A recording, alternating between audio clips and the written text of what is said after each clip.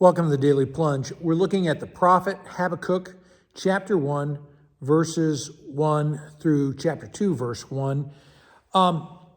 Habakkuk is speaking plainly to God, uncensored, confrontational, and brutally honest, and he's in great distress. He starts off, it says, how long, Lord? Well, the Lord is capitalized. That's the covenant God, right? Yahweh. And he knows that God is faithful and caring to his creation and to his people, that God has fashioned this world with justice, with righteousness and justice. And he's upset because God's own people have rejected God's instruction, the Torah, and he's bemoaning the evil conditions. He's lamenting the wickedness, that he looks around all over the place around him, and he has no power. Habakkuk has nothing to stop this, right? And so he's talking about how he's facing evil and trouble and destruction and violence and contention and strife.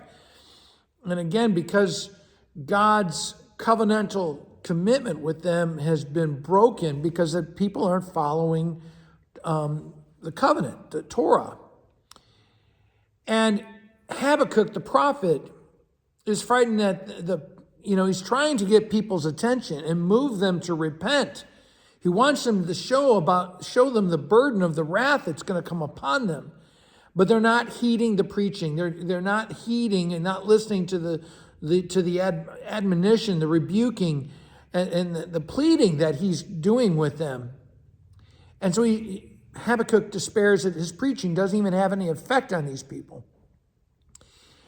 And he's entreating the Lord to rectify the injustice, the violence that he sees in his community in verses 2 through 4. And then it says, well, the Lord answers and says, well, look, there's going to be something amazing that you would never have believed you would ever seen before. And he says, to rectify the problem, I'm going to send the Babylonians, right? And he wants God to act, but this is way beyond what he was asking for, that God is about to do something about this wickedness that is so punishing in his judgment against Israel's sin as he rouses the Babylonians. And he says, in verse, I'm going to raise up the Babylonians. They're going to sweep across the whole earth. They're going to seize villages and towns.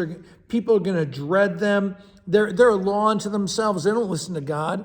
Their cavalry, their troops are swift. They're going to devour everything, right? And they're going to mock kings, scoff at rulers. They're going to capture fortified cities. They're going to sweep over the whole region. And so Habakkuk, the prophet, responds, and starting in verse 12, he's like, I know you need to do something, but isn't this sort of overkill, he says. You are the Holy One, and you never die. You'll never die. You're our judge, and you're the rock in the midst of all the chaos. You're strong and stable for us, and you don't tolerate, sin and treachery. You swallow up those who think they're so righteous, right? And you're gonna pull down the wicked. And those, why would you send these horrible Babylonians who hate you, who think they're so proud, so proud of themselves? They worship these false gods, that scoop up people like fish. How can you use the idolatrous Babylonians to do your bidding? And part of this is about the theophany. Where's God in the midst of wickedness? And God is going to tell him, I'm right there in the middle of it. I'm working.